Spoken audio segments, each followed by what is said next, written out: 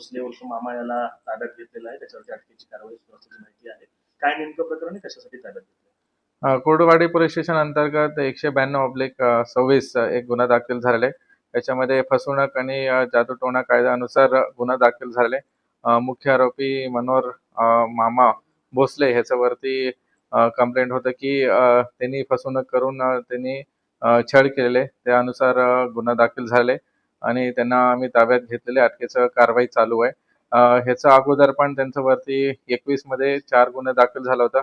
सोलापूर ग्रामीण आणि पुणे ग्रामीणलाही दाखल होता. ह्याच्यामध्ये खास करून बलात्कार, विनयभंग आणि परत जादूटोणाच्या कायद्यानुसार गुन्हा दाखल झाला होता. वरिष्ठांच्या आदेशानुसार ह्याच्या गुन्ह्यामध्ये पण आम्ही खोल जाणार आहे आणि आणखी कोणाचाही कंप्लेंट असलं तर आमच्या समोर निर्भयाने तुम्ही यावे पुढं आणि त्याच्यावरती आम्ही नक्की खोलात खोली इन्व्हेस्टिगेशन करणार आहे. धन्यवाद. सर, हे प्रकरण काय सांगता येऊ शकतं?